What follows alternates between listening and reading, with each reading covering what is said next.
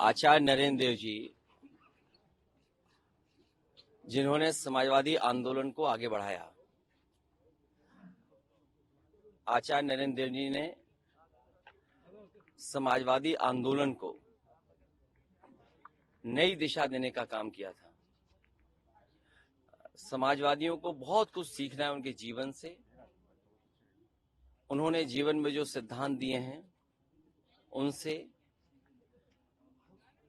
हर बार हम लोग इसीलिए आते हैं कि उन्हें याद कर करके संकल्प लेते हैं। प्रदेश और देश की जितनी भी समस्याएं हैं, चाहे हमारे समाज की हो,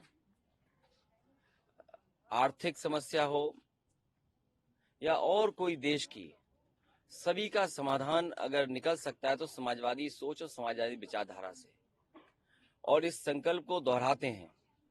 हमारी कोशिश रहेगी कि आचार्य नरेंद्र देव जी, डॉक्टर राम मनोहर लोहिया, बाबा साहब भीमराव अम्बेडकर और नेताजी ने जो समाजवादी रास्ता दिखाया है उसके लिए संकल्प लेकर के चलते रहेंगे। ग्राउंड ब्रेकिंग सेरेमनी के लिए क्या कहेंगे सर? पीएम आ रहे हैं आज यहाँ पे 10 लाख करोड़ रुपए प्रोजेक्ट को धरातल उतारना।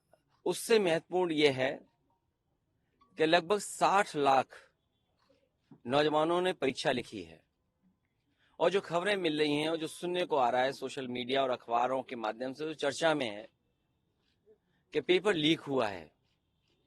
मान लीजिए उसमें 1 लाख बच्चे 100% नंबर पा गए या 10 लाख बच्चे बहुत अच्छे नंबर पा गए, तो क्या सरकार उन सबको नौकरी देगी?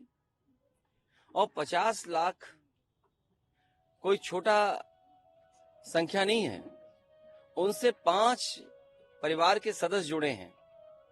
तो जो लोग कह रहे हैं कि उनकी सरकार में ये सुरक्षित और बहुत ही सुरक्षा कड़ी में परीक्षा हुई है, तो क्या 2.5 करोड़ परिवारों के साथ धोखा नहीं है? और यही 2.5 करोड़ लोग भारतीय जनता पार्टी को उखाड़ फेंकेंगे। सर क्या कहेंगे सर, न्याय यात्रा में आप शामिल हो रहे हैं, कल रायबरेली पहुंच रहे हैं न्याय यात्रा कांग्रेस की? अभी बातचीत चल रही है, कई दौर में बातचीत हो चुकी है, कई सूचियां उधर से आई, सूची इधर से भी गई। जिस समय सीटों का बंटवारा हो जाएगा, समाजवादी पार्टी उनके न्याय यात्रा में शामिल हो जाएगी। कांग्रेस के प्रभारी कह रहे हैं सर कि हम मायावती के संपर्क में है, बातचीत। देखिए, उन बातों को मैं नहीं दोहराना चाहता हूँ। किसी दल का किससे बातचीत है मैं नहीं दोहराना चाहता हूँ।